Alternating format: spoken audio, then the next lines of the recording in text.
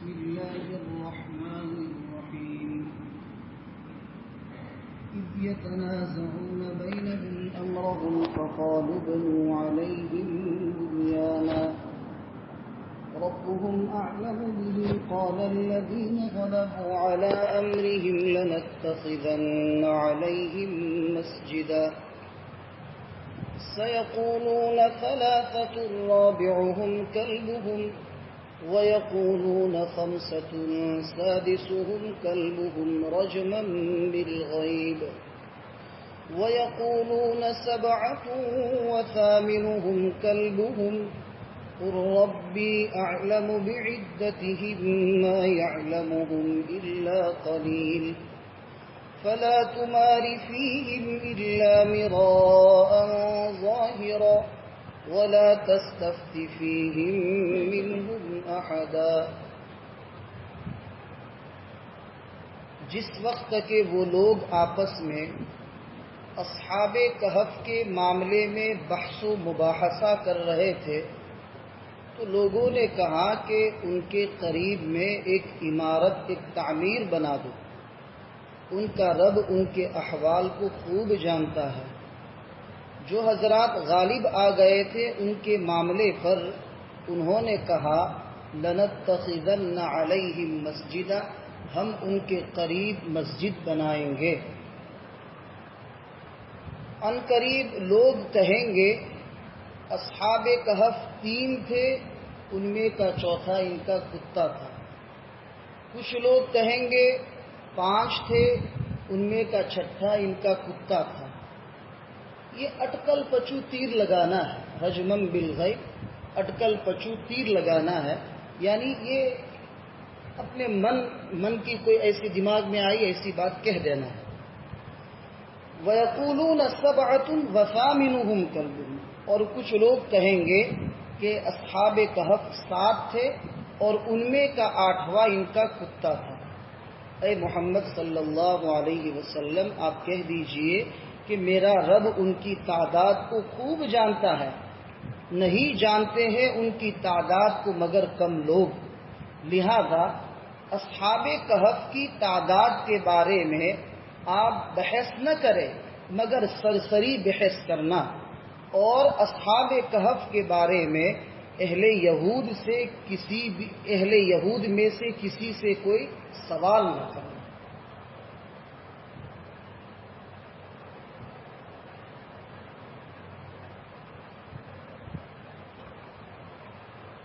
آیات مبارکہ کی تفسیر، یہاں تک ہم تفسیر میں پہنچ گئے تھے کہ اصحاب کہف کے پاس اس وقت کا جو بادشاہ تھا، مسلمان تھا، وہ بہت سارے شہر کے لوگوں کو لے کر پہنچا تھا جس کا نام تھا بیدوسیس۔ پھر اس کے بعد جب دیکھا کہ وہ لوگ، ملاقات وغیرہ ہو گئی، تعظیم بھی کی اصحاب کہف نے اس کی، پھر اس کے بعد اصحاب کہف کا اسی غار میں انتقال ہو گیا۔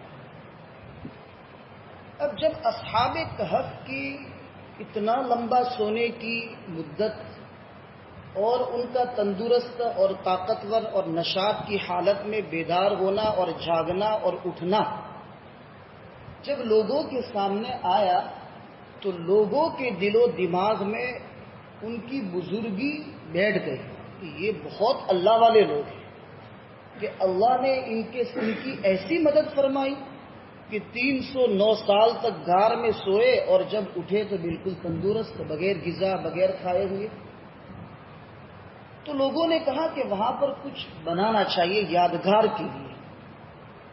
تو ان آنے والے لوگوں میں کچھ کافر لوگ بھی تھے، ان کا کہنا یہ تھا کہ یہاں پر ان کے نام پر ایک تعمیر، ایک عمارت بنائی جائے، اور وہ عمارت رفاع عام کے لیے، مسافر خانہ ہو، پانی کی سبیل لگا دی جائے تاکہ لوگ اس سے فائدہ اٹھائیں، اور وہاں پر ان کے نام کا کتبہ لگایا جائے۔ کتبہ کا مطلب ہے کہ اس کے اوپر ان کے پورے بایو ڈیٹا لکھے جائیں، ان کے نام، ان کے زندگی کے حالات وغیرہ۔ تو اب اس میں بحث یہ ہونے لگی کہ ہم ان کے نام تو جانتے نہیں ہیں، اس لیے کہ یہ تو بہت پرانے لوگ ہیں، ان کے گھریلو احوال، خاندانی احوال تو ہم جانتے نہیں ہیں، اب ان کے بارے میں لکھے تو کیا لکھے۔ اب اس طریقے سے بحث ہونے لگی، تو کسی نے کہا کہ بھائی چھوڑو یہ بحث، ربہم اعلم بہم، ان کا رب ان کے احوال کو خوب جانتا ہے، اب یہ بحث ختم ہو، یعنی بحث کو ختم کرو۔ پھر اس کے بعد جو ارباب حکومت تھے، الذین غلبوا علی امرہم سے مراد ارباب حکومت یعنی حکومت کے لوگ، جو بیدوسیس بادشاہ اور اس کے ماننے والے جو مسلمان تھے پکے لوگ، ان کا کہنا یہ ہے کہ یہاں کوئی رفاع عام کے لیے مسافر خانہ یا پانی کی سبیل یعنی پرب کوئی نہیں بنے گا، یہاں ہم بنائیں گے تو صرف مسجد بنے گی۔ تو انہوں نے پھر وہاں پر مسجد کو تعمیر کی۔ مسجد کو تعمیر کرنے میں حکمت کیا ہے؟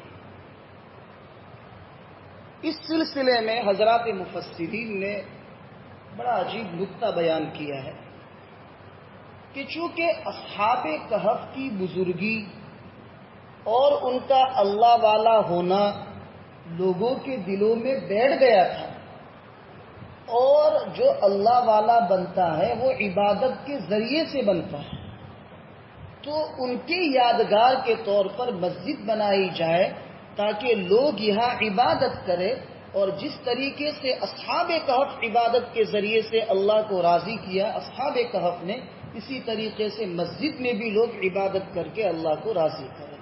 تو تشبہ یعنی اہل اصحاب کہف کے ساتھ مشابہت لازم آئے گی عبادت کے عمل کو انجام دینے میں، اور پھر اس کے بعد اللہ کی رضا کو حاصل کرنے میں، اس لیے انہوں نے یہاں پر مسجد بنائی۔ یہاں ایک مسئلہ اس سے یہ نکلتا ہے کہ قبروں کے قریب میں مسجد بنانا جائز ہے، قبروں کے قریب میں مسجد بنانا جائز ہے، لیکن شرط یہ ہے کہ وہ قبرستان کی وقف کی ہوئی زمین نہ ہو۔ اگر قبرستان کے لیے وقف کی ہوئی زمین ہے تو وہاں مسجد نہیں بنا سکتے، اور اگر قبرستان کے لیے وقف کی ہوئی زمین نہیں ہے تو قبروں کے قریب میں مسجد بنانا چاہو تو بنا سکتے۔ حدیث پاک میں جو قبروں کو سجدہ گاہ بنانا، مسجد بنانا، یہ قبروں کی عبادت کرنے کے متعلق ہے۔ قبر کے قریب مسجد بنانے کے بارے میں کوئی ایسی حدیث نہیں ہے کہ جائز نہیں ہے، ایسی کوئی حدیث نہیں ہے، بلکہ قبروں کو سجدہ گاہ نہ بناؤ، یعنی قبروں کی پوجا نہ کرو، جیسے بہت سارے اجمیر وغیرہ میں بہت ساری جگہوں پر ہوتا ہے۔ تو انہوں نے وہاں پر یادگار کے لیے کیا بنائی؟ مسجد بنائی، تاکہ اصحاب کہف کے عمل کے ساتھ مشابہت لازم آ گئی۔ اب ان کی تعداد کے بارے میں اختلاف ہو گئے۔ سیقولون، لوگ کہیں گے عنقریب کہ 3 تھے، چوتھا ان کا کتا تھا۔ کچھ لوگ کہیں گے 5 تھے، چھٹا ان کا کتا تھا، اور کچھ لوگ کہیں گے کہ 7 تھے اور 8واں ان کا کتا تھا۔ اب یہ کون لوگ کہنے والے ہیں؟ تو ایک قول یہ ہے کہ وہ لوگ جو جہاں اس وقت وہاں جمع ہوئے تھے بادشاہ کے ساتھ، ان لوگوں کے اندر یہ اختلاف ہوا، کچھ کہہ رہے تھے کہ 3 تھے، چوتھا کتا، کچھ کہہ رہے تھے کہ 5 تھے، چھٹا ان کا کتا، کچھ کہہ رہے تھے کہ 7 تھے اور 8واں ان کا کتا۔ اور دوسرا قول یہ ہے کہ نجران کے نصارہ کہہ رہے تھے، نصارہ کے 3 بڑے فرقے ہیں، ایک ہے ملکانیہ، دوسرے کا نام ہے یعقوبیہ، اور تیسرے کا نام ہے نستوریہ۔ تو ملکانیہ کہہ رہے ہیں کہ 3 تھے، چوتھا ان کا کتا، اور یعقوبیہ فرقے والے یوں کہتے ہیں کہ 5 تھے اور چھٹا ان کا کتا، اور جو نستوریہ ہے ان کا کہنا یہ کہ 7 افراد تھے اصحاب کہف اور 8واں ان کا کتا تھا۔ لیکن صحیح قول یہ ہے کہ 7 وثامنہم کلبہم، کہ 7 تھے اور 8واں ان کا کتا تھا۔ یہ کیسے پتا چلا کہ 7 ہی تھے؟ 3 قول، 3 باتیں ہیں، لیکن دو باتوں کو بیان کرنے کے بعد اللہ تعالیٰ نے فرمایا رجمم بالغیب۔ رجمم بالغیب کا مطلب ہے کہ اٹکل پچو باتیں، یعنی جس کی کوئی حقیقت نہیں ہے۔ اور اخیری سبعۃ وثامنہم کلبہم فرمایا، اس کے بعد رجمم بالغیب نہیں کہا۔ معلوم ہوا کہ صحیح قول یہ ہے کہ 7 افراد تھے اور 8واں ان کا کتا تھا۔ پھر بھی لوگ بحث کر رہے تھے تو اللہ تعالیٰ نے آیت اتار کر نبی کریم صلی اللہ علیہ وسلم سے فرمایا، اے محمد آپ کہہ دو لوگوں کو کہ تعداد کے بارے میں بحث کرنے سے کوئی فائدہ حاصل نہیں ہوگا، اصل فائدہ حاصل ہوگا ان کے عمل سے۔ انہوں نے جو کام کیا ہے اپنے ایمان کی مضبوطی کے ساتھ اور اپنے ایمان کی حفاظت کے لیے، وہ کام کرنے کی ضرورت ہے، تعداد میں پڑھنے کی ضرورت نہیں ہے۔ تو میرا رب ہی ان کی تعداد کو خوب جانتا ہے، اور اس تعداد کو نہیں جانتے ہیں مگر کم لوگ۔ تو کم لوگ، حضرت عبداللہ ابن عباس رضی اللہ تعالیٰ عنہما فرماتے ہیں کہ کم لوگ جو جانتے ہیں نا ان میں سے ایک میں ہوں، اور میرا کہنا یہ ہے کہ 7 افراد تھے اور 8واں ان کا کتا تھا۔ پھر آگے اللہ تعالیٰ فرماتے ہیں کہ اصحاب کہف کے بارے میں لوگوں سے زیادہ بحث نہ کرے، صرف سرسری بات بتا دے کہ بھئی اتنے افراد تھے۔ اللہ تعالیٰ نے قرآن میں اس طریقے سے بیان فرمایا ہے، اس لیے کہ تعداد کی وجہ سے کوئی فائدہ، دینی فائدہ حاصل ہونے والا نہیں ہے۔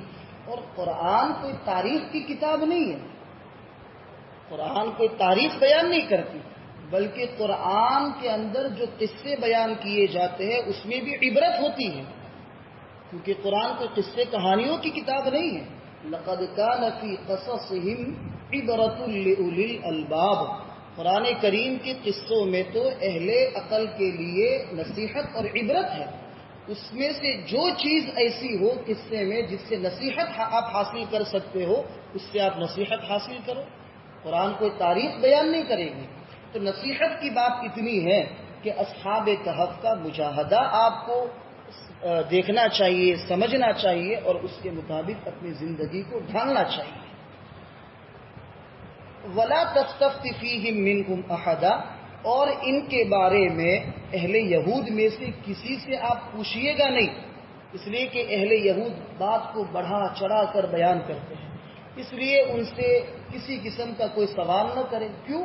اس لیے کہ مقصد کی بات اللہ نے آپ کو بتا دی، اور مقصد کی بات جب بتا دی تو مزید ایسی بحث جس میں کوئی فائدہ نہ ہو پڑھنے کی ضرورت نہیں۔ وَلَا تَقُولَنَّ لِشَيْءٍ إِنِّي فَاعِلٌ ذَلِكَ غَدًا إِلَّا أَن يَشَاءَ اللَّهُ وَاذْكُر رَّبَّكَ إِذَا نَسِيتَ وَقُلْ عَسَىٰ أَن يَهْدِيَنِ رَبِّي لِأَقْرَبَ مِنْ هَٰذَا رَشَدًا وَلَبِثُوا فِي كَهْفِهِمْ 300 سِنِينَ وَازْدَادُوا 9۔ اور اے محمد آپ ہرگیز نہ کہو کسی شے کے بارے میں کہ میں اس کام کو آئندہ کل کر دوں گا، مگر یہ کہ اللہ چاہے ایسا کہو، یعنی انشاءاللہ۔ اور جب آپ بھول جاوے تو اپنے رب کو یاد کرو اور کہو کہ امید ہے کہ میرا رب اس سے بھی زیادہ قریب بہتری والی راہ دکھائے گا۔ لِأَقْرَبَ مِنْ هَٰذَا، اس سے بھی زیادہ قریب بہتری والی راہ دکھائے گا۔ اور اصحاب کہف اپنے کھوہ میں اور اپنے غار میں ٹھہرے رہے 300 سال اور مزید 9، وَازْدَادُوا 9 اور مزید 9۔ جب سورہ کہف کا شان نزول یعنی سورہ کہف کو اتارنے کا مقصد کیا ہے، کیوں اتارا اللہ نے، اس وقت میں نے بتایا تھا کہ مکہ کے کفار اور مشرکین نے نبی کریم صلی اللہ علیہ وسلم سے 3 سوال کیے تھے۔ ایک تو اصحاب کہف کے بارے میں، دوسرا سکندر ذوالقرنین کے بارے میں، اور تیسرا روح کے بارے میں، کہ اگر ان 3 سوالات کے جوابات نبی کریم صلی اللہ علیہ وسلم دے دیں گے تو سمجھو کہ وہ پکے اور سچے نبی ہیں، اور اگر جواب نہ دے سکے تو سمجھو کہ وہ جھوٹے نبی ہیں۔ تو نبی کریم صلی اللہ علیہ وسلم سے جب کفار مکہ نے یہ سوال کیے تو آپ نے کہا آئندہ کل میں اس کا جواب دے دوں گا۔ انشاءاللہ کہنا بھول گئے. تو آئندہ کل اس لیے کہ آپ صلی اللہ علیہ وسلم کا ارادہ یہ تھا کہ آئندہ کل جبرائیل وحی لے کر آئیں گے اللہ کی طرف سے اور ان کے سوال کا جواب میں دے دوں گا ان کو. لیکن ہوا یہ کہ انشاءاللہ نہ کہنے کی وجہ سے وحی 15 دن لیٹ ہو گئی اور کافروں کو اور مشرکین کو ہنسنے کا اور مذاق کرنے کا موقع مل گیا. پھر جب 15 دن کے بعد اللہ نے وحی اتاری تو اللہ تعالیٰ نے اس میں یہ 2 آیتیں اتاری کہ کسی بھی چیز کے بارے میں آپ سے کوئی سوال کیا جائے تو آپ فوری طور پر یہ نہ کہہ دو کہ آئندہ کل میں ایسا کر دوں گا، اس کا جواب دے دوں گا، لیکن انشاءاللہ کہو، انشاءاللہ کہو. تو تنبیہ کے لیے وحی کو مؤخر کیا گیا اور امت کو یہ سبق دیا گیا کہ آئندہ زمانے میں جو کام کرنا ہے اگر اس میں کوئی وعدہ کر رہے ہیں تو ساتھ میں انشاءاللہ ضرور کریں. انشاءاللہ کا معنی ہے اگر اللہ چاہے تو یہ ہو جائے گا اور یہ میں کر دوں گا، یعنی میں کروں گا اگر اللہ چاہے. ہم اللہ کا نام 2 مقصد سے لیتے ہیں. ایک مقصد تو ہمارا یہ ہے کہ آئندہ وعدے کو نبھانے میں اللہ کا نام لے کر اللہ کے نام سے برکت حاصل کرتے ہیں کہ ہمارے لیے وعدہ نبھانا آسان ہو جائے. اور دوسرا مقصد یہ ہے کہ آئندہ زمانے میں یہ کام میں کروں گا لیکن اللہ اگر چاہے گا تو، اس لیے کہ میں تو بندہ ہوں، میرا تو کوئی بھروسہ نہیں کب موت واقع ہو جائے. اس لیے اپنی عبدیت کے اظہار کے لیے بندہ جو ہے انشاءاللہ کہے. نیند آ رہے ہونے سے سکینہ نازل ہو رہی. تو اللہ تعالیٰ نے یہاں پر یہ متنبع فرمایا کہ آئندہ زمانے میں جب کوئی کام کرنا ہو تو ہم کیا کہیں؟ انشاءاللہ. یہ بہت بڑا سبق. لیکن انشاءاللہ 2 قسم کا، ایک انشاءاللہ زبانی اور ایک انشاءاللہ قلبی. ایک تو زبان سے نیت تو یہی ہے کہ نہیں کرنا، لیکن انشاءاللہ کہہ دوں تاکہ سامنے والا مطمئن ہو جائے. یہ انشاءاللہ اس سے کوئی فائدہ، اللہ کی مدد آئے گی نہیں. انشاءاللہ دل سے کہ انشاءاللہ اگر اللہ نے چاہا تو یہ کام میں کروں گا، اور ایسے کام کا وعدہ کرے جو انسان کی طاقت میں اور انسان کے بس میں، ایسی چیز کا وعدہ کرے، ممکن چیزوں کا، محال چیزوں کا نہیں. لیکن اگر مان لو کہ کوئی وعدہ کیا اور وعدہ کرتے وقت اگر انشاءاللہ کہنا بھول گئے تو کوئی بات نہیں، بسم اللہ اولہ وآخرہ. کھانا کھانے کے شروع میں اگر دعا بھول گئے تو کھانے کے درمیان میں جب یاد آ جاوے تو بسم اللہ اولہ وآخرہ، تو جب یاد آ جاوے انشاءاللہ کہہ دو. وَاذْكُرْ رَبَّكَ إِذَا نَسِيتَ، اپنے رب کو یاد کر لو جب بھی آپ بھول جاؤ. اور اب یہ جو کفار مکہ وحی کے لیٹ ہونے پر طعنہ دے رہے تھے، ہنس رہے تھے، تو اللہ نے کہا کہ محمد آپ کو دل چھوٹا کرنے کی اور غمگین ہونے کی ضرورت نہیں ہے. آپ ان سے کہو کہ میرا رب اصحاب کہف سے بھی زیادہ، اصحاب کہف یعنی غار والوں کے واقعے سے بھی زیادہ قریب اچھی راہ میرے لیے ہموار کرے. اور اللہ نے کی نا. مکی زمانے میں نبی کریم صلی اللہ علیہ وسلم پر مصیبتیں آئی، کفار کی طرف سے حالات آئے، تو آپ نے مکہ سے ہجرت کی جیسے اصحاب کہف نے ہجرت کی. آپ نے 3 دن غار ثور میں پناہ لی، آپ چھپے رہے جس طریقے سے اصحاب کہف غار میں چھپے رہے. اور آپ نے پھر ہجرت کر کے مدینے میں آپ نے وہاں زندگی گزارنا شروع کیا. تو اللہ کی مدد پھر مدینے میں آئی کہ بہت سارے لوگ ایمان میں داخل ہو گئے اور اللہ نے فتوحات کے دروازے کھول دیے اور صحابہ کو ایک مقام ملا اور صحابہ کی تعداد دن بدن بڑھتی گئی حتیٰ کہ مدنی دور میں 1 لاکھ سے بھی اوپر ہو گئی. تو اصحاب کہف کا جو واقعہ ہے ایسا واقعہ میرے ساتھ بھی پیش آئے گا اور اللہ تعالیٰ اس میں میری رہنمائی کرے، میری رہبری کرے. اور اللہ نے کی کہ نہیں کی. اب یہ غار میں کتنی مدت ٹھہرے کتنی مدت نہیں ٹھہرے، اس سلسلے میں بہت سارے لوگ اختلاف کر رہے تھے. کچھ لوگ کہہ رہے تھے 300 سال ٹھہرے، کچھ لوگ کہہ رہے 352 سال ٹھہرے، ایسے اقوال مشہور ہو گئے تھے اس وقت۔ اللہ تعالیٰ نے فرما دیا کہ وہ لوگ اپنے غار میں 300 سال ٹھہرے سوئے اور مزید 9 سال، مزید 9 سال یعنی 309 سال۔ یہ طے ہو گیا، ان کی مدت سونے کی طے ہو گئی۔ اللہ نے قرآن کریم میں صاف الفاظ میں کہہ دیا کہ 309 سال انہوں نے غار میں سوئے اور اللہ نے ان کی حفاظت کی۔ 300 سال اور مزید 9 سال۔ اللہ تعالیٰ ایسا بھی کہہ دیتے 309 سال، 309 309 سال، لیکن اللہ نے 300 سال کو الگ بیان کیا اور پھر اس کے بعد 9 سال کو بیان کیا۔ ایسا کیوں؟ اس لیے کہ جو لوگ 300 سال کہہ رہے، دیکھو ہمارا جو حساب ہے مہینوں کے اعتبار سے، سال کے اعتبار سے، 2 طریقے سے حساب ہوتا ہے۔ ایک انگریزی مہینوں کے حساب سے، اس کو شمسی سال کہتے ہیں، اور ایک ہے قمری یعنی ہجری، ایک عیسوی یعنی جیسے جنوری، فروری، مارچ وغیرہ، اس کو عیسوی سال کہتے ہیں، اور ایک ہے ہجری جیسے محرم، صفر، ربیع الاول، ربیع الاخر، یہ اسلامی مہینے ہیں، محرم وغیرہ۔ تو اگر انگریزی 100 سال ہوں گے تو اردو کے اور اسلامی 103 سال ہوں گے۔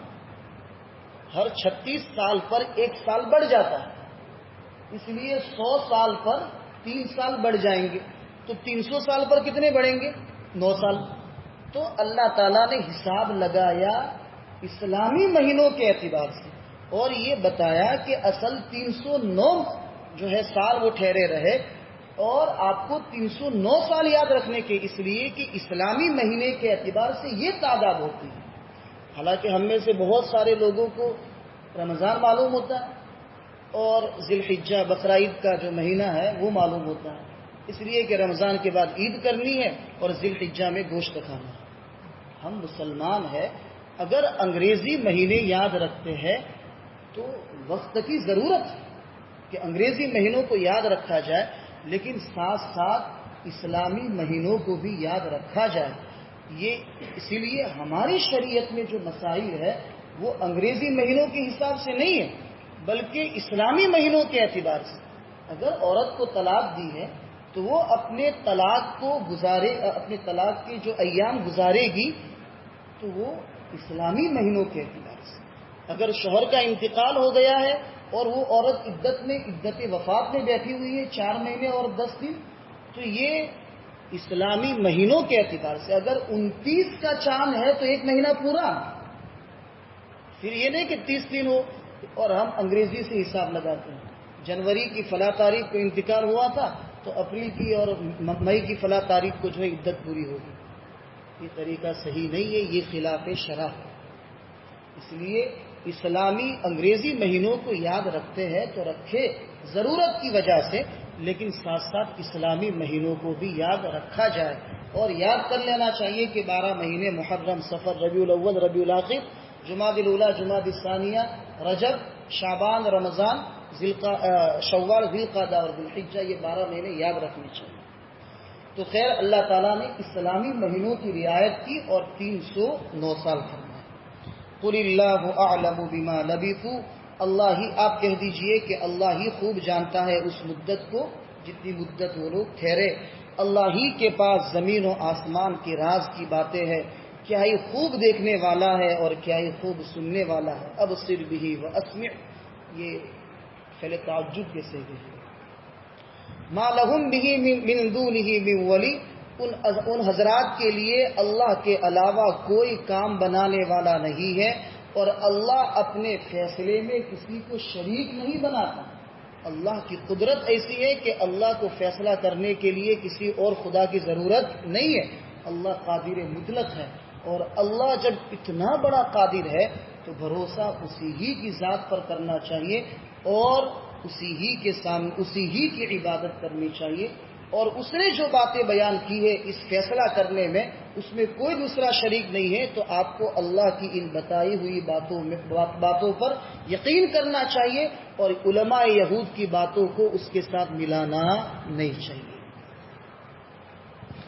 یہاں قصہ تو پورا ہو گیا، لیکن انشاءاللہ آئندہ کل، صورت تو پوری نہیں ہوئی، آئندہ کل اس کا مذاکرہ کریں گے کہ اس واقعات سے کیا نتیجہ نکلتا ہے کہ جس سے اللہ کی طرف ہم رجوع کر سکیں، ان واقعات سے سبق لیں، عبرت حاصل کریں کہ اللہ نے ان واقعات میں کیا چیزیں بیان فرمائی جو ہماری زندگی، دنیاوی زندگی اور اخروی زندگی میں کامیاب بنانے والی ہے۔ سبحان ربک رب العزت عما یصفون وسلام